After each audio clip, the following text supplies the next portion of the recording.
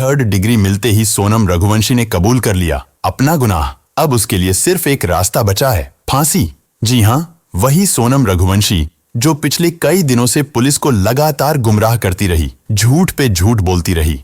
अब पुलिस की सख्ती के आगे उसने अपना हर एक गुनाह कबूल लिया है और जो कुछ भी उसने पुलिस को बताया वो किसी हॉरर फिल्म की स्क्रिप्ट से कम नहीं था। सोनम के इस कबूलनामे के बाद खुद पुलिस भी हैरान रह गई, उनके पसीने छूट गए। आखिर एक महिला इतना खौफनाक प्लान कैसे बना सकती है? इस केस को पुलिस ने रेयरेस्ट ऑफ द रेयर करार दिया है और सारे सबूतों को इकट्ठा करके अब फांसी की सजा दिलवाने की प्रक्रिया शुरू कर दी गई है। सिर्फ सोनम ही नहीं, उसका आशिक राज कुशवाहा भी अब जुर्म कबूल कर चुका है। आखिर कैसे भोले भाले राजा को सोनम ने अपने आशिक के साथ मिलकर मौत के घाट उतारा? इसके बारे में अब तक आपने जो भी सुना है वो अधूरी कहानी थी, लेकिन आज मैं पूरे फैक्ट्स, सबूत और पुलिस के अनुसार आपको इस केस का वो एक एक सच बताने वाला हूं जिसे आप लोगों से अब तक छिपाया गया है। लेकिन वीडियो शुरू करने से पहले मेरी आपसे एक छोटी सी गुजारिश है। आज आप भले ही चैनल को सब्सक्राइब ना करें, लेकिन इस वीडियो को अंत तक जरूर देखिए और कमेंट में सोनम जैसी कातिल के लिए और राजा के जस्टिस के लिए अपने मन से कुछ ना कुछ जरूर लिखिए, ताकि पूरे देश को पता चल सके कि कितने लोग राजा के सपोर्ट में हैं। मार डालो इसे। मेघालय की वादियों में सोनम के द्वारा कहे गए ये सिर्फ 3 शब्द नहीं थे। ये वो खंजर था जिसने एक पति के सीने को नहीं, बल्कि उस रिश्ते को छलनी कर दिया जिसे हम और आप शादी कहते हैं। मेघालय की वादियों में जब सोनम ने कहा मार डालो इसे, तो हर कसम, हर वादा खून से लथपथ जमीन पर पड़ा था। इस कहानी की शुरुआत होती है 1 अक्टूबर 2024 को। रामनवमी का दिन था और रघुवंशी समाज का भंडारा था। इसी दिन समाज के लोग शादी के योग्य लड़के लड़कियों के नाम समाज के रजिस्टर में लिख देते हैं। सोनम की फैमिली वालों ने जब उस रजिस्टर में राजा रघुवंशी की डिटेल्स पढ़ी तो उन्हें लड़का अच्छा लगा।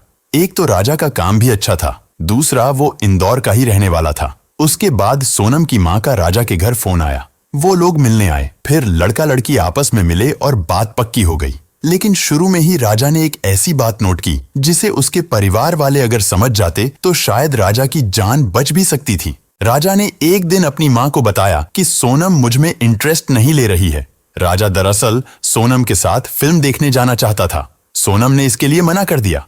राजा फोन भी करता था तो सोनम उससे बात नहीं करती थी। राजा की माँ ने इस बारे में सोनम से पूछा तो उसने कहा, मैं ऑफिस में बिजी होती हूँ, इसलिए बात नहीं कर पाती। तब राजा के परिवार ने इस पर ज्यादा ध्यान नहीं दिया। उन्होंने सोचा कि शायद सोनम सही कह रही हो। फिर आया 10 मई का वो दिन। दोनों की शादी हो गई। दोनों का परिवार खुश था, मगर यहाँ पर एक ट्विस्ट आया। राजा शादी के बाद कश्मीर घूमने जाना चाहता था, लेकिन पहलगाम हादसे के बाद वो प्रोग्राम उसे टालना पड़ा। लेकिन तभी सोनम ने बिना राजा से पूछे मेघालय की टिकट बुक कर दी। जब सोनम ने ऐसा किया तो राजा भी हैरान हुआ। उसने अपनी माँ को बताया कि सोनम ने मेघालय की टिकट बुक करा दी है। टिकट हो गया था, इसलिए माँ ने भी अधूरे मन से कह दिया, ठीक है चले जाओ। हनीमून पर जाने से पहले ही सोनम ने हनीमून के नाम पर राजा से अपने अकाउंट में 9,50,000 रुपए ट्रांसफर भी करवा लिए थे। दोनों पति पत्नी 20 मई को हनीमून के लिए मेघालय रवाना हुए थे। 22 मई को दोनों शिलांग के मावलखियाट गांव स्थित शिपारा होम स्टे में ठहरे थे। लेकिन 23 मई को उनके साथ कुछ ऐसा होता है जो किसी हॉरर स्टोरी से कम नहीं है। दरअसल 20 मई को राजा और सोनम गुवाहाटी एयरपोर्ट में लैंड करते हैं। फिर वो लोग कामाख्या देवी के दर्शन करने के लिए जाते हैं। असम में 1 से 2 दिन घूमने के बाद 22 मई को राजा और सोनम शिलांग में पहुंच जाते हैं। वहां के एक लोकल रेंटल एजेंसी से वो लोग एक स्कूटी किराए पर लेते हैं और उसी स्कूटी से आसपास के कुछ जगह घूमते हैं। अगले दिन यानी कि 23 मई की सुबह 5:30 पर वो लोग अपने होटल से चेकआउट कर लेते हैं। वो लोग अपने लगेज बैग को स्कूटी में कैरी करके घूम नहीं सकते थे, इसीलिए उनके पास जितना भी कीमती सामान था उसे वे एक छोटे बैग में डालते हैं और बाकी का लगेज उसी होटल के रिसेप्शन में छोड़ देते हैं। उस दिन सोनम का फास्टिंग था, इसलिए वो लोग एक दुकान से कुछ फ्रूट्स खरीदते हैं और कॉफी पीते हैं। उसके बाद वे लोग उसरा हिल्स की तरफ बढ़ते हैं, जो कि शिलांग से लगभग 60 किलोमीटर दूर है। वहां पहुंचने के बाद दोपहर करीब 1 से 1:30 बजे के बीच सोनम अपनी सासू माँ से फोन पर बात करती है। Hello hello. हाँ मैं राजा का फोन चल रही हो अभी नहीं हुआ, बस अब चढ़ाई कर रहे हैं तो हम ऊपर चढ़ गए फिर फोन लगाते हैं। इसी कॉल रिकॉर्डिंग से पता चलता है कि राजा और सोनम को नीचे जाकर जहां घूमना था वो उस जगह पर ऑलरेडी घूम चुके थे और करीब 1:30 बजे के आसपास अपने स्कूटी के पास लौट रहे थे। ये राजा और सोनम का आखिरी कॉल होता है, क्योंकि 1:47 पर जब राजा के बड़े भाई सोनम को कॉल करते हैं तो सोनम का मोबाइल रिंग तो होता है, लेकिन कोई रिसीव नहीं करता। राजा का फोन तो पहले से ही स्विच ऑफ था, लेकिन 24 मई को सोनम का फोन भी बंद हो जाता है। अब यह क्लियर हो जाता है कि 1:20 से लेकर 1:47 के बीच ही कुछ अनहोनी हुई थी। राजा के बड़े भाई विपिन तुरंत शिलांग पहुंचते हैं। जब वे होटल पहुंचते हैं तो वहां पता चलता है कि राजा और सोनम 23 मई की सुबह 5:30 पर चेकआउट कर चुके थे और उनका लगेज अभी तक वहीं रखा हुआ है। तब से इस बैग को कोई लेने नहीं आया। ये सुनते ही विपिन को यकीन हो जाता है कि कुछ न कुछ तो अनहोनी हुई है, जरूर दोनों किसी मुसीबत में हैं। राजा और सोनम का घर वालों से बात हुए 1 दिन से ज्यादा हो चुका था। ऊपर से पूरा नॉर्थ ईस्ट भारी बारिश की चपेट में था। कई जगह बाढ़ और लैंडस्लाइड की वजह से रेड अलर्ट लगा हुआ था। ऐसे में समय रहते खोजबीन नहीं होती तो उनका मिलना मुश्किल हो जाता। इसलिए राजा के बड़े भाई विपिन ईस्ट खासी हिल्स पुलिस को इन्फॉर्म करते हैं, लेकिन खराब मौसम की वजह से पुलिस भी ज्यादा कुछ नहीं कर पाती। इसलिए खुद ही राजा के फैमिली वाले राजा और सोनम को ढूंढना शुरू कर देते हैं। राजा और सोनम ने अपने ट्रिप की कई फोटो और वीडियो अपने परिवार को भेजे थे। इन्हीं में से एक फोटो में पीछे एक पोस्टर दिखता है, जिसकी मदद से वे उस स्कूटी वाले तक पहुंचते हैं जिससे राजा ने स्कूटी किराए पर ली थी। वो बताता है कि उस स्कूटी में जीपीएस ट्रैकर लगा है, जिससे उसकी लोकेशन पता चल जाती है। जब लोग वहां पहुंचते हैं तो पाते हैं कि स्कूटी एकदम ठीक तरीके से पार्क की गई है, चाबी अभी भी उसमें लगी है, जो अजीब बात है। लेकिन स्कूटी के साथ जो हेलमेट दिया गया था वो भी गायब था। अब भी पुलिस इस केस को उतनी गंभीरता से नहीं ले रही थी, लेकिन जब मध्य प्रदेश के मुख्यमंत्री और सांसद इस केस में दिलचस्पी दिखाते हैं तब जाकर सर्च ऑपरेशन तेज होता है। लेकिन खराब मौसम की वजह से रेस्क्यू करना मुश्किल हो जाता है। मगर ऐसे हालात में भी वहां के लोकल लोग राजा और सोनम को ढूंढने में आगे आते हैं। करीब 50 रेस्क्यू टीम बनाई जाती हैं, जिनमें लोकल्स, पुलिस, एसडीआरएफ, एनडीआरएफ और एनजीओ के लोग मिलकर सर्च ऑपरेशन शुरू कर देते हैं। जहां ये लोग नहीं पहुंच पा रहे थे वहां ड्रोन और हेलीकॉप्टर की मदद से सर्च ऑपरेशन चलता है। लेकिन लगातार बारिश की वजह से काम बहुत मुश्किल हो जाता है। बारिश लगातार हो रही थी, जिसके चलते काफी दिक्कतें हो रही थीं। 2 जून को यानी कि लापता होने के 10 दिन बाद जहां स्कूटी मिली थी वहां से 25 किलोमीटर दूर एक बॉडी मिलती है। हाथ में एक टैटू बना हुआ था और उसमें राजा लिखा हुआ था। जब पुलिस वाले विपिन को ये बॉडी दिखाते हैं तो विपिन उसे पहचान लेते हैं कि ये तो उनके ही भाई की बॉडी है। सबका जो डर था वो सच हो जाता है।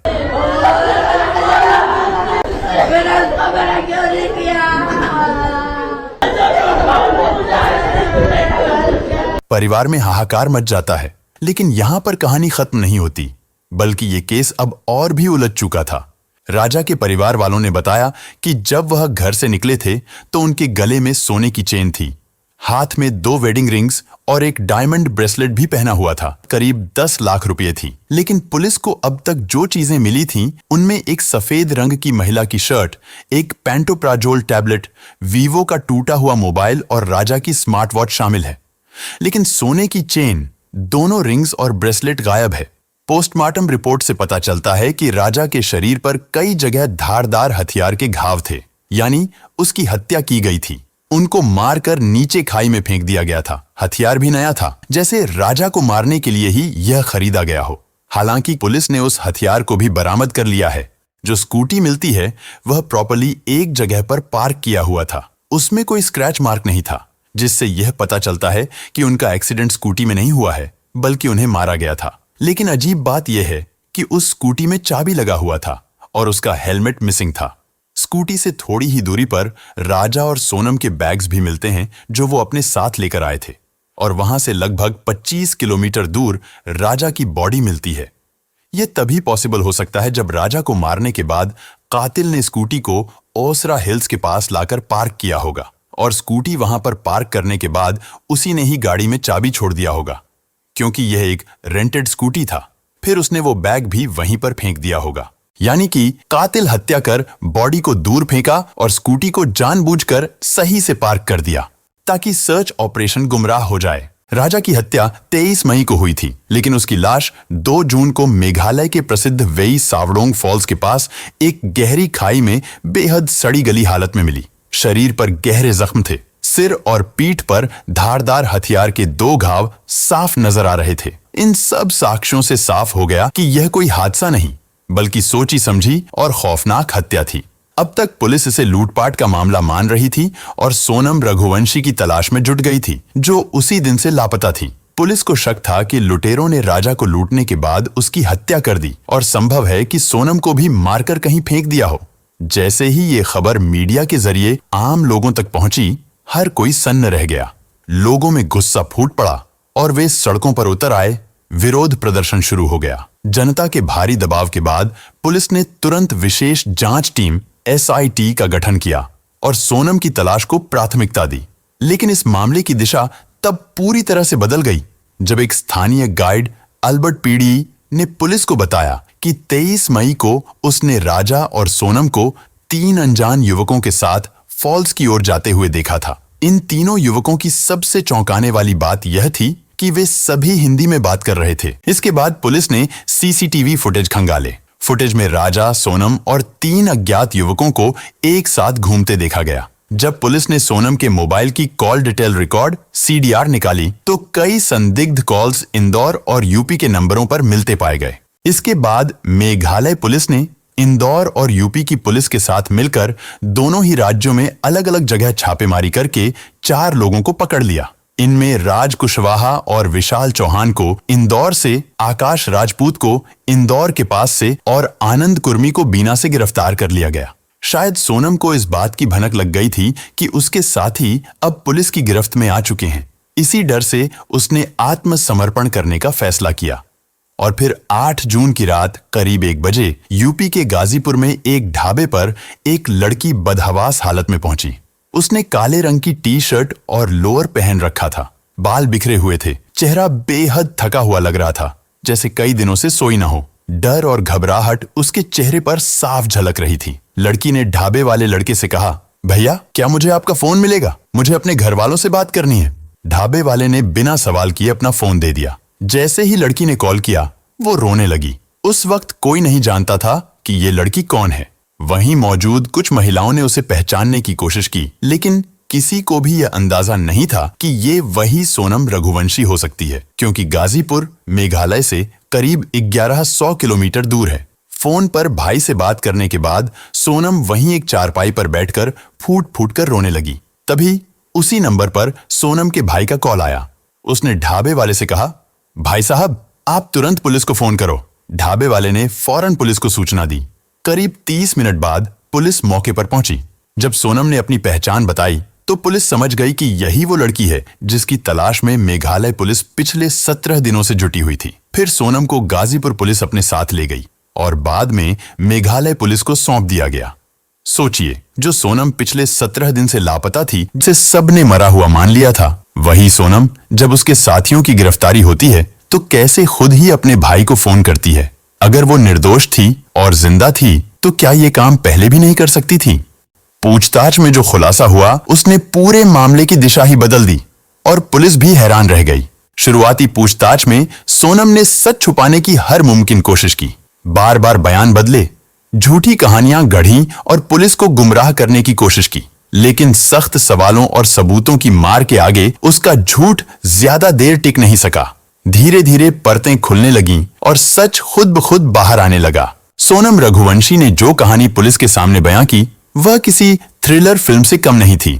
शुरू में डरी और कमजोर दिखने वाली सोनम की चुप्पी तब टूटी जब मेघालय पुलिस ने उसे रिमांड में लेकर गहराई से पूछताछ की। जांच अधिकारियों के अनुसार सोनम ने जिस सच्चाई को कबूला, उसने इस केस की हर परत को खोलकर रख दिया। गिरफ्तारी के बाद जब सोनम को गाजीपुर से इंदौर लाया गया तो रास्ते में ही उसने पुलिस को कई ऐसी बातें बताई जो इस केस के लिए बेहद जरूरी थीं। सोनम ने बताया कि जब उसने राजा से शादी की तभी तय कर लिया था कि इस शादी को ज्यादा दिन तक नहीं चलाना है और एक सही वक्त पर राजा को खत्म कर देना है ताकि वह अपने प्रेमी राज कुशवाहा के साथ शादी कर सके। अब उसने जो पुलिस को बयान दिया उसमें उसने बताया कि उसके प्रेमी ने ही उसे बार बार समझाया था कि अगर तुम राजा को हटा दोगी तो तुम्हारे घर वाले भी हमारी शादी के लिए मान जाएंगे। और यही सोचकर उसने राज को भरोसे में लेकर साजिश रचनी शुरू की। सोनम ने कबूला कि राजा बहुत अच्छा इंसान था, वह उसे बहुत प्यार करता था, लेकिन वह हर वक्त बस उसकी निगरानी करता था। सोनम को बार बार लगता था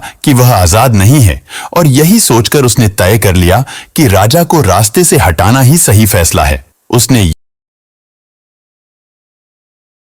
बताया कि उसके पिता की तबीयत खराब थी, इसीलिए वह अपने प्रेमी से शादी नहीं कर पाई थी और राजा को एक समझौते की तरह स्वीकार कर लिया था, लेकिन दिल से कभी उस रिश्ते को अपनाया नहीं। सोनम ने स्वीकार किया कि उसका अपने पति राजा रघुवंशी से रिश्ता महज एक सामाजिक बंधन बनकर रह गया था। शादी के बाद भी वह लगातार अपने प्रेमी राज कुशवाहा के संपर्क में थी। सोनम और राज के बीच शारीरिक और मानसिक रूप से गहरा रिश्ता था और दोनों चाहते थे कि राजा की जिंदगी से स्थायी रूप से छुटकारा मिल जाए। पुलिस को दिए बयान में सोनम ने कहा कि उन्होंने मिलकर हत्या की पूरी योजना तैयार की थी। इसके तहत राज कुशवाहा ने अपने 3 दोस्तों विशाल सिंह चौहान, आकाश राजपूत और आनंद सिंह कुर्मी को साथ जोड़ा। योजना के मुताबिक सोनम और राजा को मेघालय ट्रिप पर भेजा गया ताकि घटना दुर्घटना जैसी लगे और शक ना हो। 23 मई को जब वे सावडोंग फॉल्स के पास ट्रेकिंग के लिए निकले तो सोनम ने राजा को एक ऐसे रास्ते पर ले जाने में मदद की जहां पहले से छिपे तीनों हमलावर मौजूद थे। राजा पर अचानक धारदार हथियार से हमला किया गया और उसे खाई में धकेल दिया गया। सोनम ने बताया कि वह सब कुछ जानते हुए भी वहीं से वापस लौट गई और फिर फरार हो गई। पूछताछ में सोनम ने साफ कहा कि इस पूरी हत्या के पीछे उसकी मंशा राजा से छुटकारा पाकर राज कुशवाहा के साथ जिंदगी शुरू करने की थी। उसने इस साजिश के लिए आर्थिक मदद भी की, कॉल्स और मीटिंग्स के जरिए हत्यारों को निर्देश भी दिए। यही नहीं, बाद में जब मीडिया और पुलिस का दबाव बढ़ा तब उसने खुद को बचाने के लिए गाजीपुर जाकर छिपने की कोशिश की, लेकिन डर और मानसिक दबाव में खुद ही उसने आत्मसमर्पण कर दिया। सोनम ने भी कबूल किया कि हनीमून पर जाने का प्लान उसी का था, घूमने के लिए नहीं बल्कि राजा को मरवाने के लिए। अब पुलिस की जांच में सामने आया है कि सोनम और राज कुशवाहा पिछले 5 महीने से रिलेशनशिप में थे। सोनम के पिता हार्ट के मरीज थे और घर वाले चाहते थे कि शादी समाज के हिसाब से हो, इसलिए सोनम ने अपने प्रेमी राज को छोड़कर राजा से शादी कर ली।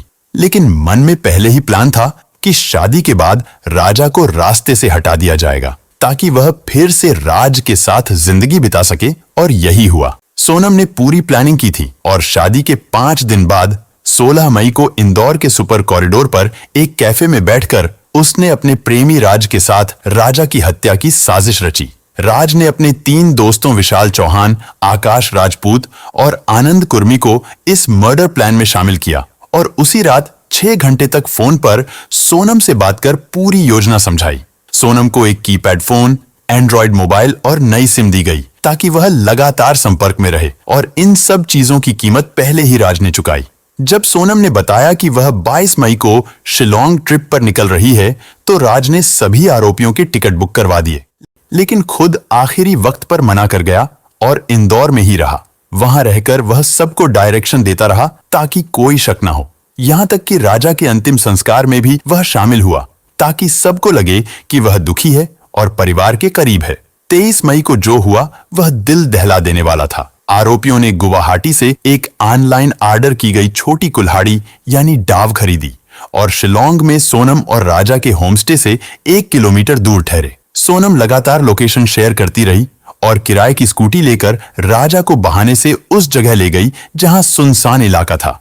दोपहर 1:30 पर सोनम ने फोटोशूट का बहाना बनाकर राजा को पहाड़ी की तरफ चलने को कहा। आरोपियों ने पीछा करना शुरू किया, लेकिन चढ़ाई इतनी ऊंची थी कि उन अपराधियों ने सोनम से कहा कि वह काफी थक गए हैं और वह राजा को नहीं मार पाएंगे। तब सोनम ने उन लोगों से कहा कि मैं तुम्हें 20 लाख दूंगी। इस लालच के बाद आरोपियों ने हत्या के लिए हाँ कर दिया। जब सोनम और राजा उस सुनसान जगह पर पहुंचे तो पीछे से तीनों आरोपी वहां पहुंचे।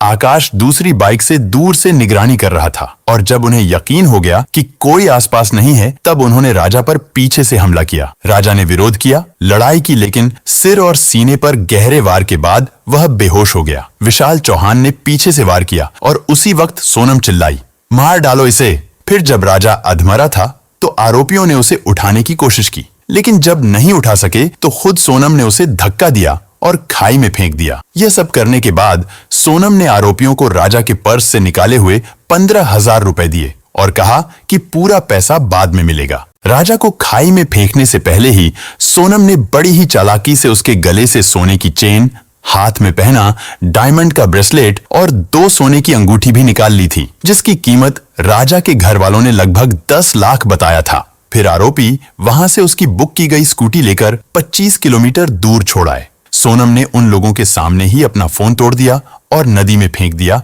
ताकि कोई लोकेशन ट्रैक ना कर सके। राजा की हत्या के बाद सोनम शिलोंग से गुवाहाटी पहुंची और वहां से ट्रेन द्वारा इंदौर, मध्य प्रदेश लौट गई थी। इंदौर पहुंचकर सोनम ने राज कुशवाहा के साथ एक फ्लैट में कुछ दिन बिताए। पुलिस जांच में यह भी सामने आया कि राज ने खुद उसे एक कैब भेजी थी। आखिरकार सोनम वहीं रुकी, लेकिन इस दौरान वह हर एक अपडेट पर नजर रख रही थी। जब पुलिस ने राज कुशवाहा और बाकी आरोपियों को गिरफ्तार किया तो सोनम घबरा गई और अकेली गाजीपुर पहुंची। जांच में सामने आया कि सोनम ने हत्या के कुछ दिन पहले ही नए मोबाइल में एक नई सिम डलवाई थी ताकि पुलिस को ट्रैकिंग में दिक्कत हो। इस नंबर से वह सिर्फ अपने प्रेमी और बाकी आरोपियों के संपर्क में थी। उसने ही फोन पर राज को पूरी जानकारी दी कि वह शिलोंग कब निकल रही है, कौन सा होटल बुक किया है और राजा के दिन भर की एक्टिविटी क्या क्या होगी, ताकि हमलावर उसे फॉलो कर सकें। इस केस में जो बात सबसे ज्यादा डराने वाली है वो यह है कि हत्या से ठीक एक दिन पहले सोनम ने व्रत भी रखा था। मेरा तो उपास है ना, मेरे को 2-3 बार बोल दिया। मैंने मैं घूमने के चक्कर में अपनी 11 थोड़ी तोड़ूंगी। वही तो तेरी मैं अभी फरियाद बना रही तो मैं तो एकदम से याद आ गई उनके, आप तो मेरे बहू का उपास है वापस। हाँ। अपने सास से बात करते हुए उसने कहा था कि वह अपरा एकादशी का व्रत कर रही है ताकि मनोकामना पूरी हो जाए, लेकिन सच्चाई यह थी कि उसके मन की मनोकामना राजा को मारने से जुड़ी थी। उसी दिन यानी 23 मई को उसने हत्या को अंजाम दिलवाया और फिर खुद अपने हाथों से राजा को खाई में धक्का दे दिया। इस बीच एक और चौंकाने वाला खुलासा हुआ जब पुलिस को एक ऑडियो रिकॉर्डिंग मिली जिसमें सोनम और राज की बातचीत थी। इसमें साफ सुना जा सकता है कि सोनम राज से कह रही है कि राजा को खत्म करने के बाद सब कुछ आसान हो जाएगा और हम हमेशा साथ रह सकें। यह रिकॉर्डिंग केस का सबसे बड़ा सबूत बन गया है और अब इसे कोर्ट में भी पेश किया जाएगा। राज कुशवाहा ने भी कबूला है कि उसने ही अपने 3 दोस्तों को पैसों का लालच देकर इस मर्डर में शामिल किया था। वह जानता था कि अकेले सोनम कुछ नहीं कर पाएगी, इसलिए उसने अपने दोस्तों को भी इसमें घसीट लिया। राज कुशवाहा, सोनम ने उससे कहा था कि जब मैं विधवा हो जाऊंगी तब मेरे घर वाले भी हमारी शादी के लिए तैयार हो जाएंगे। मेरे घर वाले भी हमारी शादी के लिए तैयार हो जाएंगे, इसलिए पहले राजा को हटाना पड़ेगा। पूछताछ के दौरान हर आरोपी ने अपना जुर्म स्वीकार किया और यह भी साफ हो गया कि हत्या किसी एक का फैसला नहीं था, बल्कि यह सभी के बीच महीनों पहले से बनाई गई एक सोची समझी साजिश थी।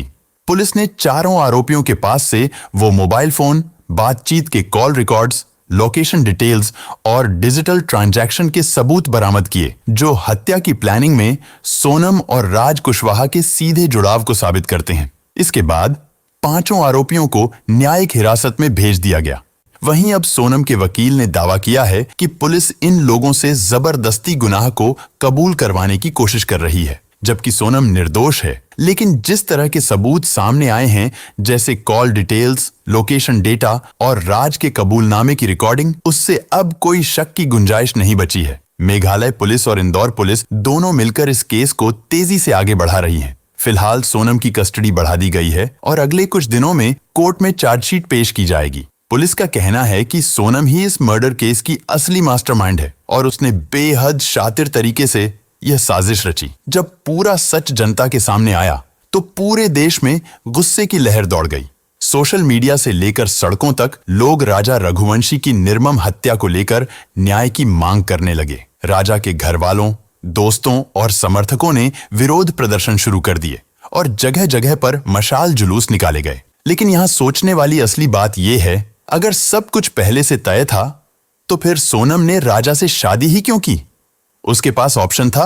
वो चाहती तो अपने प्रेमी के साथ पहले ही भाग सकती थी। सच में ये बात हैरान करती है कि आज की युवा पीढ़ी किस तरह की सोच रखती है। जिससे आप प्यार नहीं करते, अगर वो आपको नहीं मिलता तो आप उस इंसान की जान ले लेते हो जिसका आपसे कोई लेना देना ही नहीं था। और जो लड़कियां इतनी दबंग होती हैं कि शादी के बाद अपने प्रेमी के लिए पति का कत्ल तक करवा देती हैं, वही लड़कियां शादी से पहले इतना साहस क्यों नहीं दिखाती? शादी से पहले ही क्यों नहीं कह देती कि मुझे कोई और पसंद है, मैं इससे शादी नहीं करूंगी? मतलब माँ बाप के सामने आप इतना बेबस दिखते हो कि मजबूरी में शादी कर लेते हो, लेकिन अंदर ही अंदर इतना जहर पल रहा होता है कि एक मासूम आदमी को मारने में भी आपको दया नहीं आती।